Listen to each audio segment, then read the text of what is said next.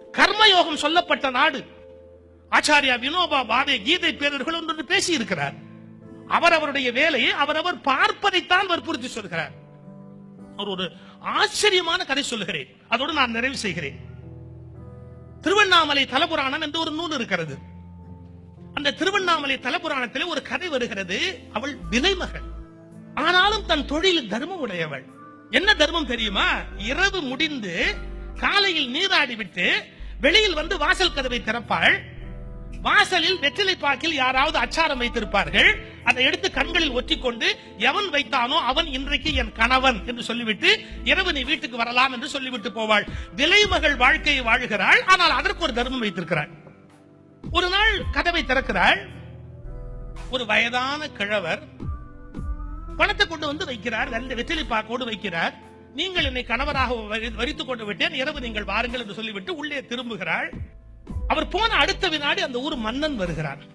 அவன் சொல்லுகிறான், பெண்ணே, உன் மீது கொண்ட அளவற்ற காதலால் வந்திருக்கிறேன். பொன்னும் பொருளும் அள்ளி கொடுக்க தயாராக இருக்கிறேன். நான் உன்னை எப்படியாவது நான் அடைய வேண்டும், நீ என்னை ஏற்றுக்கொள். அவள் சொன்னாள், என் தர்மத்திலிருந்து விலக முடியாது.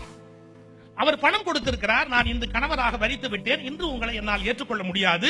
என் தொழில் தர்மத்திலிருந்து விலக முடியாது, தயவு செய்து விலகி போய்விடுங்கள். அரசன் சொல்லுகிறார், உன்னை கொன்று விடுவேன். நீ வேண்டிய பொருட்கள் தருகிறேன், கோடி கோடியாக தருகிறேன், நீ என்னோடு இருக்க வேண்டும்.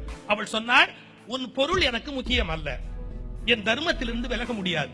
நீ என்னை கொல்லுவதானால் கொன்று கொள்ளலாம், அதன் பாவம் உனக்குத்தான் சேருமே ஒழிய எனக்கு எந்த நஷ்டமும் இல்லை. கொல்லுவதானால் கொன்று கொள்ளலாம். அரசன் ஒரு வினாடி யோசித்து விட்டு சீப்போ என்று சொல்லிவிட்டு அந்த இடத்தை விட்டு போய்விடுகிறார். இரவு அந்த கிழவர் வருகிறார். இரவெல்லாம் வாந்தி எடுக்கிறார். அசிங்கமாக அந்த மலகலம் கழிகிறது. அருவருப்பான காரியங்களை செய்கிறார். ஒருபோதும் அவளை அவர் துக்கவே இல்லை. இந்த பெண்மணி கணவன் என்று வரித்ததால் அவனுக்கு செய்ய வேண்டிய பணிவிடைகள் எல்லாவற்றையும் முறையாக செய்து அவருக்கு எல்லா பணிவிடைகளையும் முகம் கோணாமல் செய்து கொண்டிருக்கிறாள். கதை எப்படி போகிறது தெரியுமா? கிழவராக வந்தவர் சிவபெருமான் இரவெல்லாம் துன்புறுத்துகிறார். இந்த பெண் முகமே சுளிக்காமல் எல்லா பணிவிடைகளையும் செய்து முடித்தாள். பொழுது விடிய போகிற போது கிழவர் கேட்கிறார், பெண்ணே, நீ மன்னரோடு இருக்க வேண்டிய இன்பத்தை நான் கெடுத்து விட்டு உன்னோடு இங்கே இருந்து இந்த துன்பம் கொடுத்தேனே, உனக்கு கோபம் வரவில்லையா? நான் மலகலம் எல்லாம் கழித்தேனே, உனக்கு வருத்தம் வரவில்லையா? அவள் பதில் என்ன தெரியுமா? கணவருக்கு பணிவிடை செய்வதில் மன வருத்தம் வருமா?